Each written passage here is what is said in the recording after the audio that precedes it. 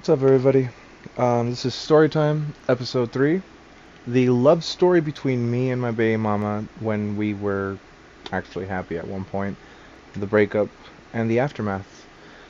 For those of you that are interested in my personal life and who I am as a person, you guys can go ahead, stay in this video, watch it.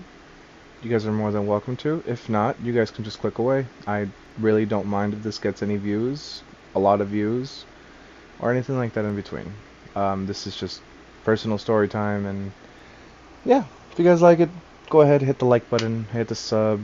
You know, I'll be streaming more GTA soon. I have Black Ops 3 in the background right now, which this was my first and only match back on Black Ops because um, I was like, why not? And this was the game that I actually played a lot during the time of my relationship with my baby mama. So, yeah. For legal purposes, I will not be mentioning names. I will not be mentioning, you know, anything too personal that would potentially get me sued. Because, yeah, it's a doozy.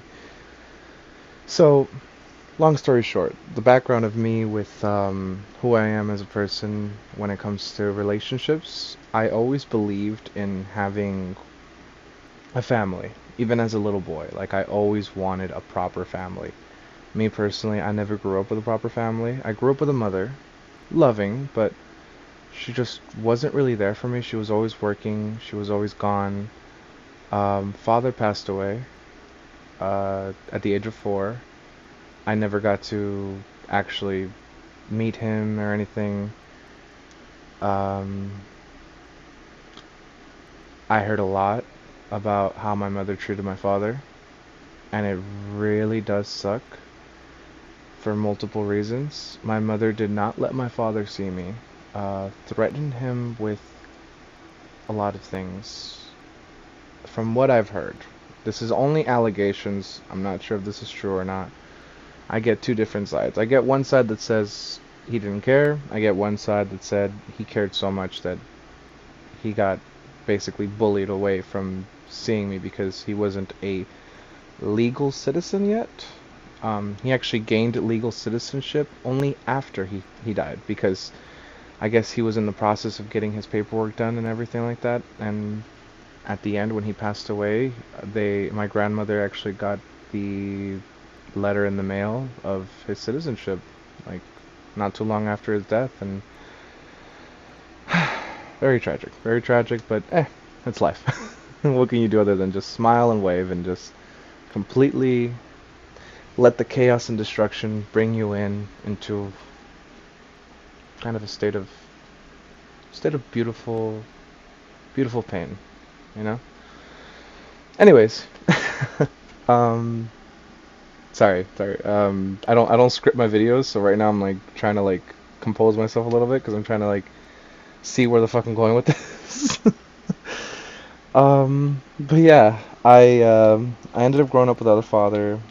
My mother was almost always busy. My grandmother's the one that raised me, really. And I always saw the kids at school. They would always be playing, and then like after the bell rang, after everyone was leaving, they would be playing, and then they would wait, and they would get picked up either by their mother and father or just one parent. But then there were the events where I would see these kids come into the school with, after school programs or like, plays and whatnot and talent shows, and I would see kids going up to their mom and dad, and at first it didn't really hit me. At first I was kind of ignorant about it. Um, I would just be like, whatever's about it. But then after a while, I started developing this feeling of, I guess you could say in a way, it was a sense of jealousy, but not really.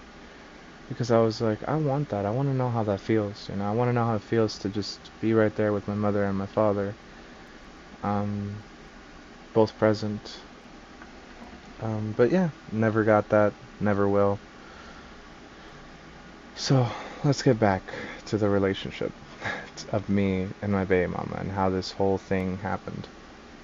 Um, Me and her, we met up because of a group. I was actually a new kid in school. I went to juvenile hall when I was young. I ended up going to a different city, moving to a different county, they took me into a foster home, which was an amazing place in its own way because it was like a little summer camp for me in a way. It was supposed to be just, I think, 6 months. I ended up extending it, but I'll tell you the reasons why I ended up extending my stay at that place. Um, so yeah, 6 months suitable placement. I having the time of my life in this different city. I was hanging out alone. I was by myself, mostly because during the time I was actually a very big crystal methamphetamine user. I was around the age of what, 16, if I'm not mistaken. Sorry, I had to take a sip of coffee. I was around the age of 16 during the time, and um, I just remember that I would get after class, after class was over and there was like lunch break and recess and stuff like that. I would sit down by myself, reading my books, reading my manga, and I would just watch my YouTube videos and just zone out, listen to music, get high. And one day, I can't remember what happened. I was in a math class with this one guy. I'll call him, I don't know, I'll call him Bray. Let's call him Bray. I was with Bray, and I was like, hey Bray, dude, do you know anywhere where I could just chill with some people, man? Like, I'm kind of just being a loner, bro, and you seem pretty chill. Me and Bray were getting along really well in class. He's like, yeah, sure, yeah, come with my group. And I was like, okay, cool. Went with his group for a little bit, and then I believe, if I'm not mistaken, because my head is blurry on this, but I believe either she was in that group or she was in the group next to us. And then I remember I got talked to and I got approached by one of her group members. Yeah, they were next to us if I'm not mistaken. But I got talked to and approached to one time, and I started talking to them, and then I started talking to her best friend, which it looked weird, but her best friend was kind of like a little sister to me, and I could see where her perception, because when we found out, like when like we started actually talking, she actually thought that I was trying to get with her best friend. And it did look like that. Looking back at it now, it kind of does look like that, but it wasn't that at all. Um, but yeah, pretty much it was a very interesting time. It was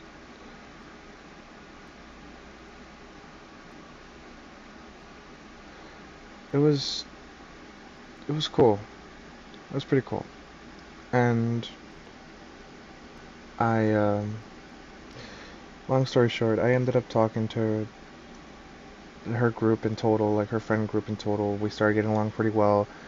Then she came up to me one day and she was like, "Hey, do you want to join either a Kick group chat. I don't know if you guys remember Kick. It's like this old like platform, kind of like Snapchat and stuff like that, but except it was just literally through text. Either that or it was text messages, but it was a group chat. It was a group chat between all of them. And I was like, yeah, sure, here, take my information down. I gave her all my info. And I just remember like looking at her eyes and just, I don't know. I really, really fell for her at the time. She was such a beautiful, beautiful human being. And it was incredible. Like my breath was taken away. And I remember when we started talking in the group, we all got along really well. We were one of those group chats that were very, how could I say this, family oriented, we kind of like joined together, we kind of clicked really well. Um, and yeah, so it was like very family oriented. We clicked very well. We were pretty cool with each other. And I remember she got my attention so much in that group chat. I don't know why. She kept grabbing my attention like crazy. And then one day she texted something where she was having trouble at home. She was having really bad issues at home at the time. Can't remember what it was. And just me being me, I was like, you alright? Like, I just wanted to make sure she was okay. And we got to know each other. She was kind of optimistic about me. She didn't understand why I was caring. And to be fair, it wasn't just because it was her. It's actually just kind of who I am. If I see someone sad or I see someone upset, I kind of want to make them a little happy, you know? I don't want to see them, being down. It's not because they're gonna bring my mood down, but because it's not a right thing to see for me. I don't know. I'm just a very weird person. But yeah, I ended up talking to her more and more, and then little by little, she she and I, we both just clicked. We became super close, and we just clicked. We ended up having a nice little relationship, and we started dating. I remember when I first asked her out, it was actually on Valentine's Day. Well, the day before Valentine's Day, to be fair, kind of. It was like the middle of the night, so it was Valentine's Day. And so I remember she came to school because it was Valentine's Day. She came to school in this beautiful little black dress. I'll never forget it. And she brought me this little cute gift, which I did forget. I don't forget the dress, but I forget the fucking gift. And I brought her, I don't know what I brought her. I brought her something. I was so cheesy back then, I swear. Ugh, cringe. But anyways, I remember I brought her something too. And I just had one of the most amazing times of my life where I started a beautiful relationship. Um, I ended up having to give her the bad news, and I told her, hey, look, I'm actually gonna have to leave soon. I was about 1 month away from actually getting, either 1 month or a couple weeks away from me getting sent back home to my hometown, back home to my place. And she was extremely upset about it. I was extremely upset about it. And I was like, what do I do? What do I do in my head? And we said our goodbyes the day before my court date. I went to my court date with the most gut-wrenching feeling in the world. I didn't know what to do. I was extremely upset. I just wanted to sit down, cry and cry and cry. Like, that was just my whole perception of the situation. I just wanted to break down. And I remember I was I was in the car heading to the fucking court. And my staff member's like, well, this is it, huh? I'm like, yeah, this is it. He's like, so what are you gonna do now with your life? And I'm like, I'm about to fuck shit up. And he's like, what do you mean? I'm like, you'll see in court. And I had the most brilliant, stupid idea. The things that men will do for love, my friend. When a man is in love, he will do anything, anything for his woman. Anything. So if your man doesn't love you, like if your man doesn't do anything for you, like anything, like go to extreme measures, and the way I did for this girl, oh my god. Um, I sat in front of the judge when it was my turn, and she was like, "Okay, Nitro, blah blah blah." I'm not using my real name, obviously. Uh, she was like, "Okay, Nitro, what, uh, you're about to be sent home. What did you learn from this experience? Blah blah blah." And I stood up like an idiot, I swear. Your Honor, I have a lot of growing to do. I require, I would like to ask the court for permission for 3 more months extension so I could stay here just a little bit longer and just be away from all the bad stuff in my community and keep me away from troubles. Oh my god, did that work like a charm? But holy shit, my staff member turned to me, looked at me, and was just absolutely shocked. And when we got back in the car, he's like, "You motherfucker, you did not tell me. You were going to actually fuck shit up and stay longer.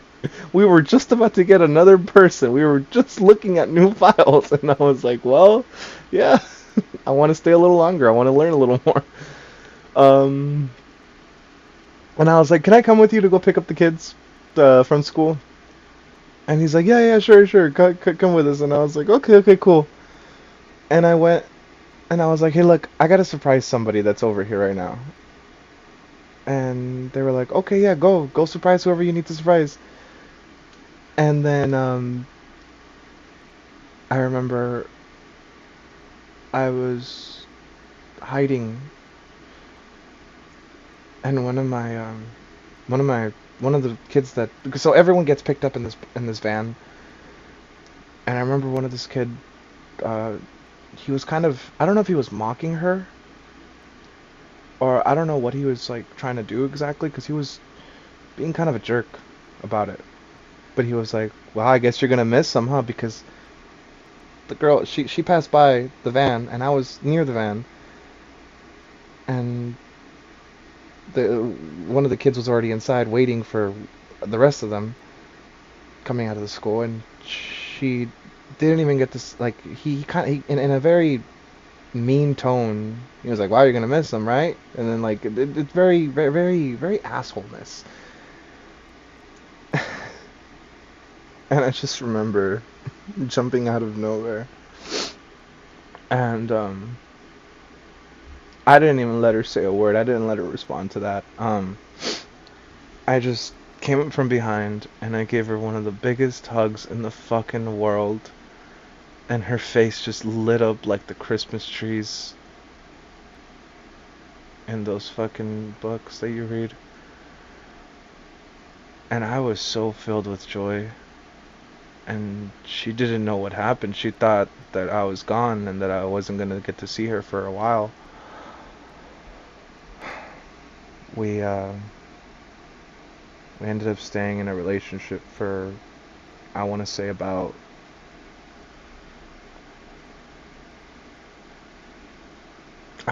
wait, hold on. I'm getting way too far ahead. So, we looked at each other, said I love you. I remember just kissing her and just holding her and just showing her the most absolutely, like, pouring my heart out to her, you know? But deep down inside, a lot of stuff was happening to me internally. First of all, the drug use. The drug use was insane for me. My drug use, I was hiding it from her like crazy. I was hiding it from everybody. And it was getting so bad to the point where I would be sitting down and I twitch. Like out of nowhere, I just randomly twitch. Like I look like I'm glitching out. Um, and that is what rooted a downfall into the relationship. I I was an idiot. I was an idiot.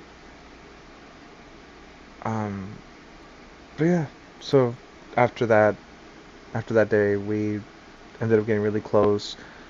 You know, we did our deeds. I'm not gonna lie to you.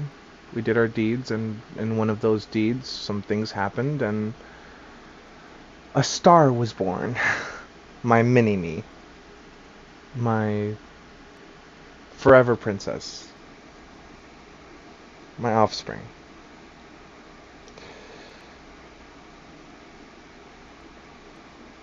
And it was honestly quite an amazing feeling when I found out that she was, you know. It changed a lot about me, but it also didn't at the same time. It also put my nerves and my depression to the max because I was already going through a lot more stuff in my head. And I was really praying and hoping to God that, you know, I would be able to stick by this girl throughout the entire process and, you know, all this other stuff. So, anyways, she got pregnant about a month before I had to actually leave because I couldn't extend it anymore. The gig was up. I did it once, I couldn't do it twice. I could not pull a miracle off twice. And I went home And after that, I remember going back and I was on probation for a little bit. But during the weekends, I would actually go over to her house. I would take the train. I would take whatever I could transportation-wise. And I would go over to her house on the weekends and spend time with her. Her family was one of the most loving families in the world. Her mother is an extremely amazing woman of God. Um, I think my drug habits and my self-destructive personality that I used to have caused so much downfall with the relationships between me and her family and me and her that I just wish that I could go back in time and fix some of it, but at the same time, if I would have fixed it, I would have never learned from it. I learned a lot. You learn a lot as a human being. You do stupid shit, you win stupid prizes, and you learn from it. You genuinely learn a lesson from it. You learn to never repeat the same mistakes again. You learn who you were as a person and you grow. You grow in many ways. Anyways, the downfall to our relationship, I'm not going to get into the details because, to be honest with you, it was. I'm not going to put the blame on her. I'm not going to blame her for stuff that she did, and I'm not going to excuse the stuff that I did. I was wrong for a lot of things. I was a horrible piece of shit of a human being at one point. I'm not going to blame it all on the fucking drugs because it wasn't just the drugs. It was me too. I should have known better. I should have been better. Did I cheat? No. Did she suspect I was cheating? Yeah, she did. I mean, shit, I would too. I would suspect I was cheating too. Shit, with all the fucking drugs in my system, I was doing coke, crystal. I was amping up my drug use, and I should have been more responsible. I should have just dropped it all. But for addiction is a real, real killer. It's not the drugs, it's the fucking addiction that kills you the most because you keep wanting it more and more. And when you don't have it, you get so angry, so angsty, so disgusting. I feel disgusted with my old self. But anyways, if you know, by the way, the brief little break period here about this video. If you guys know anybody struggling with depression or struggling with addiction, please, for the love of God, even if they say they do not need help, help them. Please, please, please fucking help them. They are slowly, internally dying on the inside. I was so scared to become the picture that I was so scared. Okay, so the reason that I basically became the self-destructive machine during the relationship, I was so worried, I was so stressed, I was so hyperfixated on not being like my parents, where my mother wasn't there and my father wasn't there at the same time for me. I was so focused on that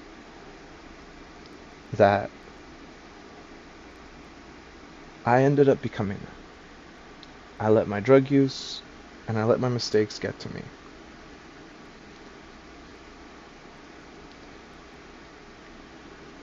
And yeah, so we broke up in 2016, approximately 9 months after our daughter was born. Broke up in October, daughter was born in January. And we ended things on a very bad note. Very, very bad note. I made a critical error myself during this whole situation. Um, I have nothing bad to say about my baby mama right now. And she is one of the most amazing women in the world because I actually went into a state of complete and utter, just full on nuclear weapon mode after the breakup. Like, after the breakup, it was the worst breakup of my life. I can say it from the bottom of my heart. Out of all my breakups, it was probably the worst one of my life. I went and I just completely drugged myself out with 8 balls after 8 balls after 8 balls after 8 balls, bottle after bottle after bottle after bottle. I dug my hole so deep that I became homeless at one point. I dug my hole so fucking deep. It was incredible to me how deep that hole was. That hole was deeper than a hooker's vagina on the 4th of July. I swear to fucking God, that shit was deep. Sorry, I had to crack a joke. I need to laugh a little bit right now. Um, but yeah, we ended things on bad terms, and ever since then, uh, I never got to really see my daughter for multiple different reasons. And it's a good thing I didn't see her. I would not want her to be a part of a druggie's lifestyle. I would not want her to be around druggy Nitro. Druggy Nitro was the biggest asshole on this fucking planet. And I am extremely grateful that I had my ex, who, even though we ended things and we didn't end things on good ways, we she she brought something beneficial to me, which was the stopping of the drug use. She reminded me. She opened my eyes to my daughter, and she actually helped me reconnect with my daughter. My daughter was 3 years old when I saw her again, and I was actually just starting to get sober during the time. I was beginning to get sober, and one of the biggest things that I needed to see was my kid. I saw my kid again for the first time after not seeing her for 3 years. And let me tell you something. Something about seeing your daughter, seeing your mini you after so long, seeing them motivates you, pushes you. Currently, I am 5 years sober. Four or 5 years sober. I'm pretty sure it's 5 years, or almost 5 years. And I am more than proud of it. I'm ecstatic about it. And it's probably one of the best feelings in the world.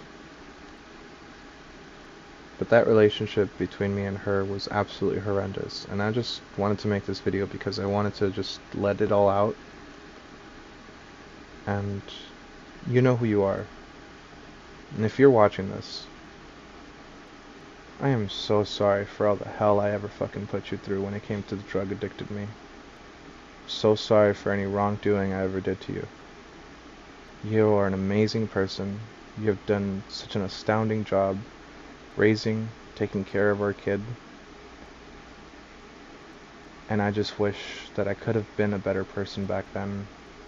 I wish that I could have been more focused on you and our kid, because you were actually one of the most important people in my life. You were the angel when I was just surrounded by a bunch of demons. My own demons. And yeah, the demons won at the end, but I'm glad you were there for the ride.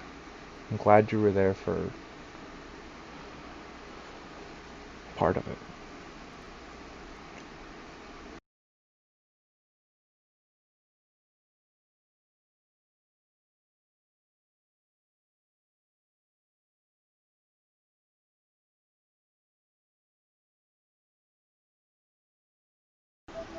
I don't know what to say other than I guess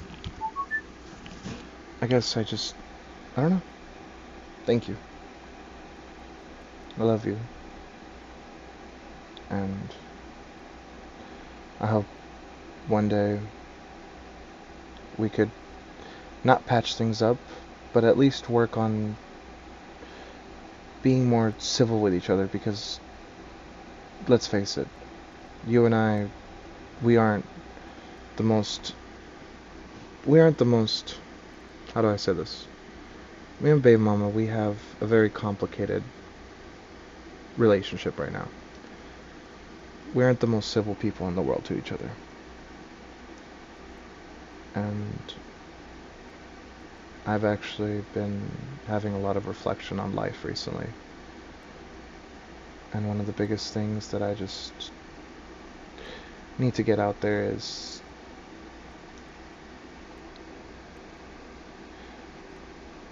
I don't want my daughter growing up without her mother and father at least there for things that are important to her.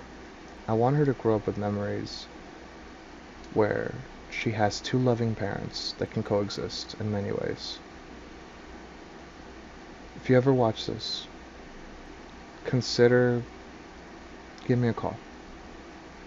Give me a call and talk to me about this. If not, then maybe the universe will bring it to me.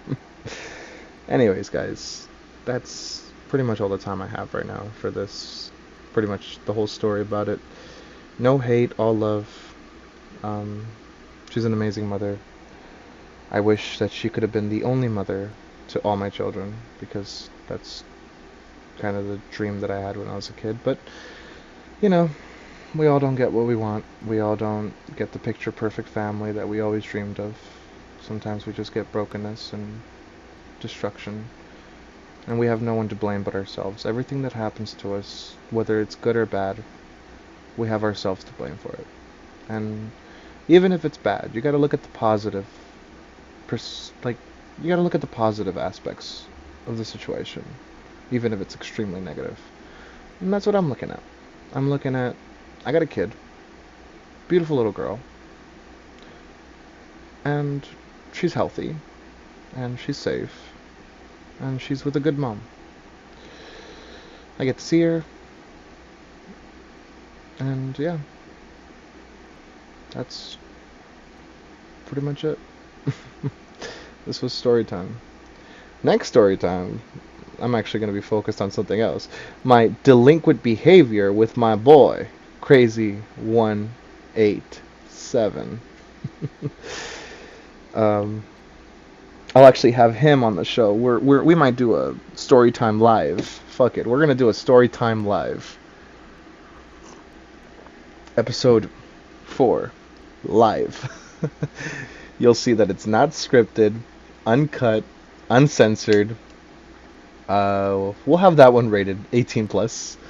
And yeah, I got a couple videos coming out soon as well, and I'm working on some musical projects, which, quite frankly, I don't know how they're gonna go, but let's fucking see.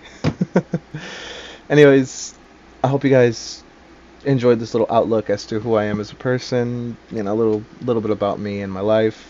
I went a little super personal on this without giving out actual details and information on people and on situations. But yeah, that's pretty much who I am. I am me. Go back to the other story times. Check out where I've been at these past 4 years. Well, now it's officially been 4 years and a half.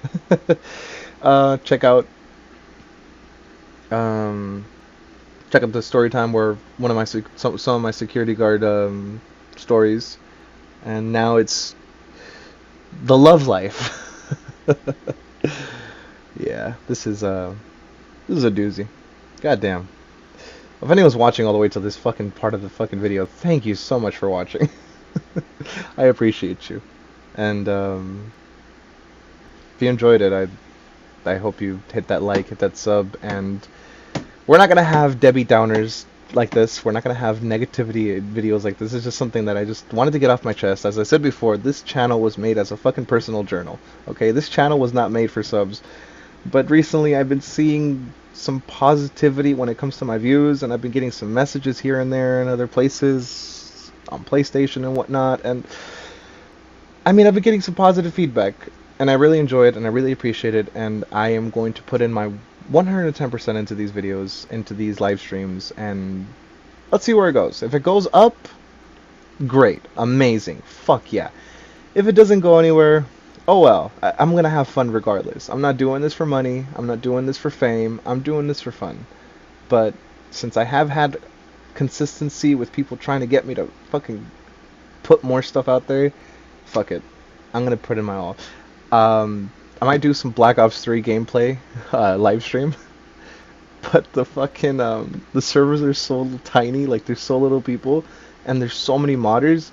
I don't know if you saw the beginning. If you rewind and go back to the beginning of this video, you will notice that there is a fucking modder in my team. There was a guy that went 44 kills and zero. 44 kills and zero. Jesus fucking Christ. Um, but yeah, let's see what happens. Let's see what happens, guys. Anyways, take care. Hope you guys enjoyed. Later.